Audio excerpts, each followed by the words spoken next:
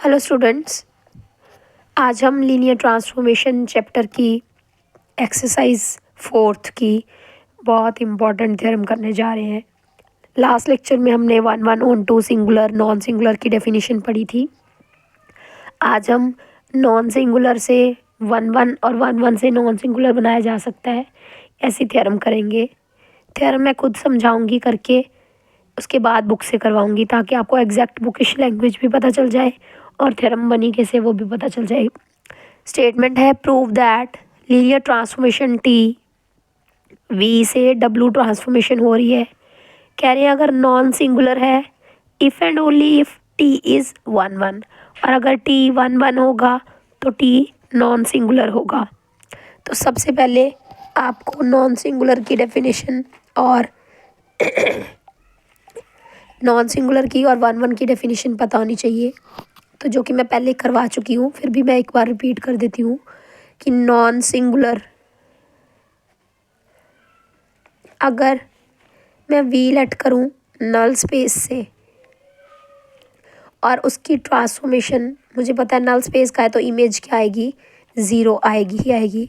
अगर we zero के बराबर हो तो टी नॉन सिंगुलर हो जाएगी, और अगर वी ज़ीरो के बराबर ना हो फिर भी टी वी ज़ीरो के बराबर हो then T is singular. Null space में देखिए ज़ीरो तो पक्का आएगा ही आएगा, लेकिन अगर नल स्पेस में सिर्फ ज़ीरो ही है, ज़ीरो के अलावा कोई और एलिमेंट नहीं है, तो ट्रांसफॉर्मेशन नॉन सिंगुलर। और अगर ट्रांसफॉर्मेशन सिंगुलर है तो ज़ीरो के अलावा भी ऐसा एलिमेंट आएगा जिसकी इमेज ज़ीरो होगी। तो आपको नॉन सिंगुलर याद रखना है, तो सिर्फ मुझे इतना प्रूव करना है कि ट्रांसफॉर्मेशन की इमेज जो है, मतलब एलिमेंट की ट्रांसफॉर्मेशन करूँगी तो ज़ीरो आएगा, देन एलिमेंट खुद भी ज़ीरो के बराबर होगा। तो मुझे ये यूज़ करना है इस बार नॉन सिंगुलर की डेफिनेशन, यानी कि नल स्पेस में सिर्फ एक ही एलिमेंट हो दैट इज़ ज़ीरो, तब उस ट्रांसफॉर्मेशन को नॉन सिंगुलर बोला जाता है। उसके बाद 1 बनाना है, तो 1 का मतलब होता है अगर इमेजेस इक्वल आ रही है देन एलिमेंट्स भी क्या होंगे, इक्वल होंगे। यानी कि अगर टी एक्स टी वाई के बराबर है देन एक्स भी पक्का वाई के बराबर होगा, इसको 1 बोलते हैं। अब हम इससे ये बनाएंगे डेफिनेशन और 1 का यूज़ करके नॉन सिंगुलर बनाएंगे। तो सबसे पहले पार्ट में देखिए हमने एज्यूम किया है टी इज़ नॉन सिंगुलर। पहला पार्ट देखिए, टी इज़ नॉन सिंगुलर। अगर टी नॉन सिंगुलर है तो मुझे प्रूव क्या करना है, टी इज़ 1 तो सबसे पहले टी 1 प्रूव करना है, तो मैंने लेट कर लिए कि दो एलिमेंट्स की इमेजेस बराबर है सच दैट टी V1 बराबर है किसके, टी V2 के। अब प्रूव क्या करना है, 1 तो मतलब 1 प्रूव करने के लिए मुझे क्या शो करना पड़ेगा, इमेजेस बराबर तभी हैं अगर एलिमेंट्स बराबर है। तो ये चीज़ मुझे 2 शो करनी है। सबसे पहले टी वी बराबर है टी V1 बराबर है टी V2 के, देन टी V1 बराबर है टी V2 के, देन मैं क्या कर सकती हूँ, T V1 minus T V2 एक साइड लेके आ गए तो दूसरी साइड ज़ीरो बन जाएगी।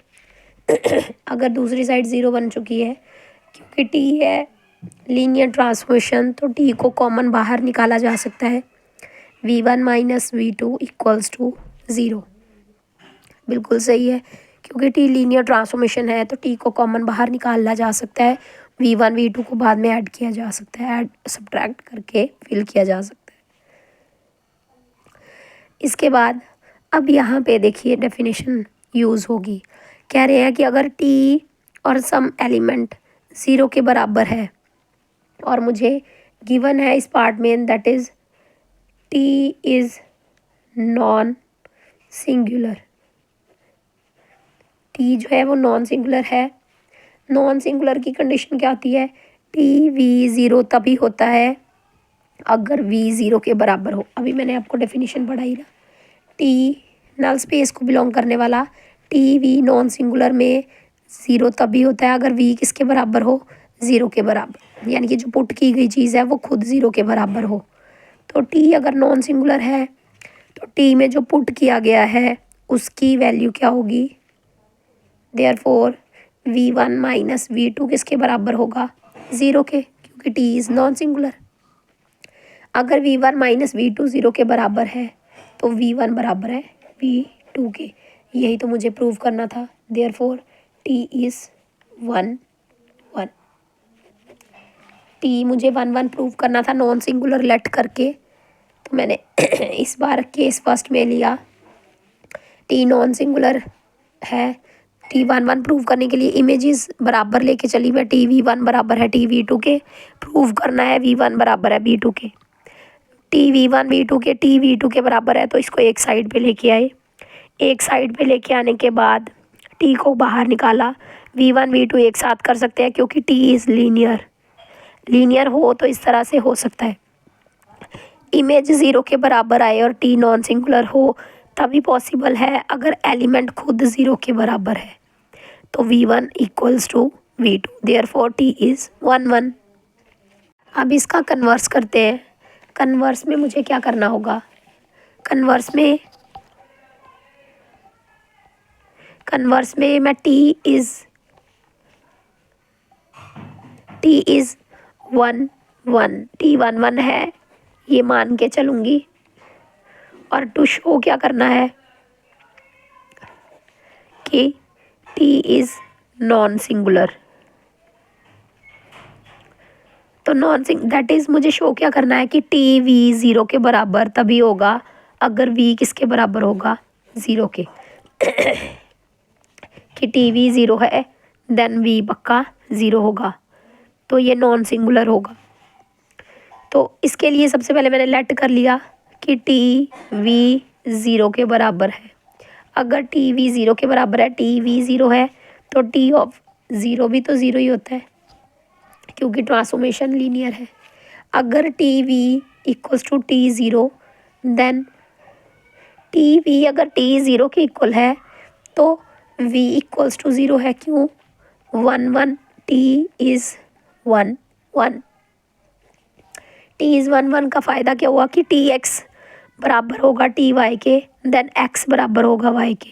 तो यहाँ पे 1 1 का मतलब यही था पिछले पेज पे, टी वी 1 टी वी 2 के बराबर है देन वी 1 वी 2 के बराबर है। T we equals to T zero है then V equals to zero है, यही मैंने शो करना था। T V zero then v equals to zero which implies t is non singular. तो इसको हम जहाँ जहाँ पे कभी 1 1 की ज़रूरत पड़ेगी तो मैं वहाँ पे नॉन सिंगुलर प्रूव करके भी अपना काम चला सकती हूँ, क्योंकि मुझे पता है चाहे t 1 1 हो चाहे वो नॉन सिंगुलर हो बात एक ही है। तो आई होप थ्योरम आपको समझ में आई होगी। यहाँ से आप इसको थ्योरेटिकली समझ सकते हैं, मैंने बिल्कुल सेम लिखने की कोशिश की है।